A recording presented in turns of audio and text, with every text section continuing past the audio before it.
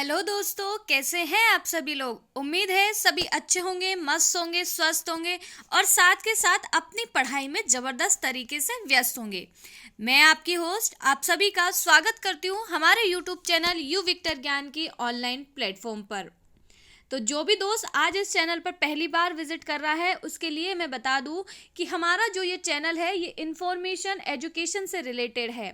यानी राजस्थान, मध्य प्रदेश, यूपी या इंडिया के किसी भी स्टेट में होने वाला कोई भी गवर्नमेंट एग्जाम, चाहे वो सेंट्रल गवर्नमेंट का हो या वो स्टेट गवर्नमेंट का हो, उसकी जानकारी सबसे पहले आपको हमारे ही इस चैनल यू विक्टर ज्ञान पर प्रोवाइड करवाई जाती है। अब एग्जाम की किस तरह की जानकारी, जैसे कि कोई भी नई वैकेंसी का नोटिफिकेशन आता है उसके बारे में, उसके बाद उसका एग्जाम कब होना है, एक्सपेक्टेड कट ऑफ क्या जाएगी और उसके साथ साथ उसकी फर्स्ट मंथ सैलरी स्लिप क्या होगी, यानी स्टूडेंट के मन में कोई भी डाउट नहीं होगा हमारी इस वीडियो को देखने के बाद। तो आइए चलिए शुरू करते हैं हमारा आज का वीडियो सेशन, जिसका टॉपिक है हमारे पास रेलवे आरपीएफ कांस्टेबल 2025 की सैलरी स्लिप आपको क्या मिलेगी। तो वीडियो शुरू करने से पहले सबसे पहले चैनल को सब्सक्राइब जरूर करें, बेल आइकन प्रेस कर दीजिए ताकि जो भी नोटिफिकेशन आए सबसे पहले आप पर वीडियो आए। तो हमारा टॉपिक है रेलवे आरपीएफ कांस्टेबल की पहली 2025 की फर्स्ट मंथ सैलरी स्लिप क्या होगी। अब देखिए, मैं आपको बता दूं कि रेलवे आरपीएफ कांस्टेबल का जो एग्जाम होता है जिसमें दो पोस्ट होती है, आरपीएफ एसआई और कांस्टेबल, मतलब दोनों का ही एग्जाम पैटर्न अलग अलग होता है। सिलेबस तो थोड़ा बहुत सेम होता है और थोड़ा बहुत कुछ अलग भी होता है, क्योंकि कांस्टेबल में और एसआई में आपकी क्वालिफिकेशन ग्रेजुएशन चाहिए और कांस्टेबल में आपको 12th पास। तो इस तरह से एक डिफरेंस ये हो गया। अगर कांस्टेबल के वर्कलोड की मैं अगर बात करूं आपको, तो इसके ड्यूटी आवर्स, जैसे कि कितना ड्यूटी आवर्स होगा, तो इसके लिए आपको 8 आवर्स का ड्यूटी आवर्स देना पड़ेगा।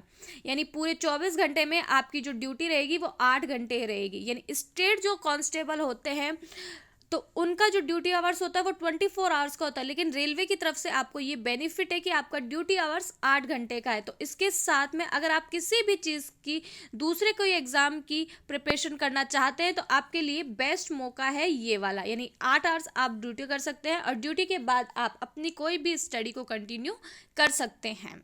तो बहुत ही आपके लिए ईजी है ये और बहुत ही अच्छा आपके लिए ड्यूटी आवर्स है। उसके बाद में ग्रेड पे की अगर मैं बात करूं तो ये 2000 ग्रेड पे की एक पोस्ट है। पे स्केल इसका 5200 से लेकर 20,200 होगा। पे बैंड होगा इसका 1 का। अगर मैं पे लेवल की बात करूं कि इसका कितना पे लेवल होगा, तो इसका पे लेवल होगा 3 का, जिसका बेसिक पेमेंट आपको आरपीएफ की तरफ से मिलेगा वो होगा स्टार्टिंग 21,700 से लेकर 69,100 रुपये। अभी मैं बेसिक पेमेंट की अगर मैं बात करूं तो इसमें आपकी जो ट्रेनिंग होगी 10 महीने की, उस ट्रेनिंग के दौरान आपको ये पेमेंट ना मिल करके ट्रेनिंग वाला जो पेमेंट होगा वो आपका होगा, ड्यूरिंग ट्रेनिंग पेमेंट आपका होगा 21,700 प्लस 11,500। यानी टोटल आपका अगर ट्रेनिंग का पेमेंट जो 11 महीने की ट्रेनिंग है उसकी बात करें तो वो आपको सिर्फ इतना ही मिलेगा, ये आपको मिलेगा 33,201 में से। अगर आपका डिटेक्शन माइनस होगा तो वो आपका माइनस होके जो बनेगा वो होगा आपका 11 महीने की, जो आपकी 10 महीने की जो ट्रेनिंग पॉइंट है उसका आपका सैलरी ये अमाउंट मिलेगा। उसके बाद जब आपका ट्रेनिंग पूरा हो जाएगा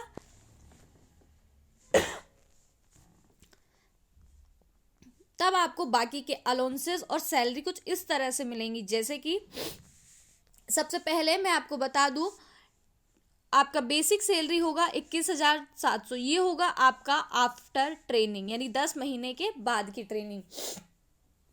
और अगर रेलवे की मैं आपको वर्क लोकेशन की बात करूं कि आपको कहाँ पर काम करना पड़ेगा आरपीएफ कांस्टेबल एज ए, अगर आप गर्ल हो तो आपको कहाँ पे क्या पोस्टिंग होगी और लड़कों के लिए भी किस तरह से क्या होगा। तो देखिए, रेलवे आरपीएफ कांस्टेबल में अगर आपकी पोस्टिंग है तो आपको कोई भी रेलवे स्टेशन मिलेगा, वहीं पर आपकी पोस्टिंग होगी।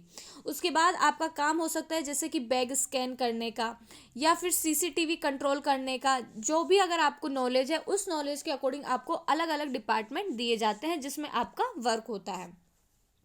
उसके बाद में आप रिजर्वेशन जो डिपार्टमेंट होते हैं उनमें जाके चेकिंग कर सकते हैं। मालगाड़ियों में जो सामान आता है उसका आपको चेकिंग करना रहता है कि क्या आया है क्या नहीं। इसके बाद में आपको एक बहुत ही बेस्ट फैसिलिटी मिलती है आरपीएफ की तरफ से कि आपको हर साल में यानी 13 महीने की तो इसमें पूरी की पूरी सैलरी आती है। 13 महीने की सैलरी के साथ आपके पास में दिल्ली से लेकर जम्मू तवी यानी इंडिया के कोई भी जगह, चाहे वो दिल्ली से लेकर जम्मू तवी हो, ये मैंने एग्जांपल बताया, लेकिन कोई भी जगह हो, आपको और आपकी फैमिली को एसी कोच के फ्री पासेस दिए जाते हैं। यानी आप कहीं भी ट्रैवल कर सकते हैं, अपनी फैमिली के साथ कोई भी ट्रिप प्लान कर सकते हैं साल में एक बार एसी कोच का। इसके अलावा रिजर्वेशन कोच अगर आप चाहते हैं स्लीपर का तो वो आपके पास अवेलेबल होते हैं। ये एसी पास सिर्फ साल में आपके पास एक ही बार होते हैं। तो देख ले कितनी बेस्ट फैसिलिटी है। इसके साथ अगर हम बात करें डीए जो होता है वो साल में 2 बार बढ़ता है। पहला बढ़ता है जनवरी में, दूसरा बढ़ता है जुलाई या जून में। डीए आपका है इसमें 60% के अकॉर्डिंग 13,020 रुपये। इसके बाद एचआरए मतलब होता है अगर आपको आरपीएफ की तरफ से मिला हुआ है एक क्वार्टर तो आपको ये एचआरए नहीं दिया जाएगा। और अगर आपका मन इस क्वार्टर में रहने का नहीं है, आपको किसी अच्छे अपने तरीके से रहना है, तो उसके लिए आपको एचआरए दिया जाएगा 4,340 रुपये का। अलग अलग लोकेशन के वाइज ये एचआरए अलग अलग होता है। इसके बाद आपको डीए ऑन टीए भी मिलेगा इसमें 2700 रुपये का।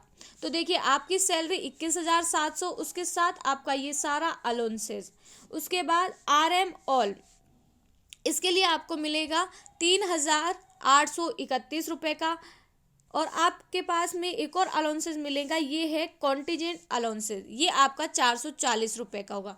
तो आपका टोटल जो आरपीएफ का जो सैलरी होगा, ग्रोस सैलरी यानी आपका सैलरी प्लस अलाउंसेस मिलाकर वो टोटल बन जाता है हमारे पास 46,031 रुपये।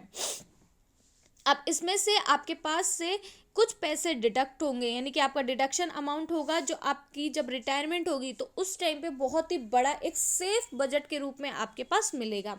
वो किस तरह होगा? सबसे पहले एनपीएसटी की तरफ से आपके 3,472 रुपये काटे जाएंगे। CGISC ये एक गवर्नमेंट की स्कीम है जिसमें आपको और आपकी पूरी फैमिली को हॉस्पिटल फैसिलिटीज़ मिलेंगी, जिसमें आप किसी भी गवर्नमेंट या प्राइवेट हॉस्पिटल में अगर इलाज करवाते हैं तो वो आपका बिल्कुल फ्री होगा। उसके लिए आपके 30 रुपये कटेंगे इनकम टैक्स के आपके। तो इस तरह से आपका जो टोटल डिडक्शन बनता है वो हो जाएगा आपका 3,502, यानी तकरीबन 3,500 का आपका डिडक्शन होगा।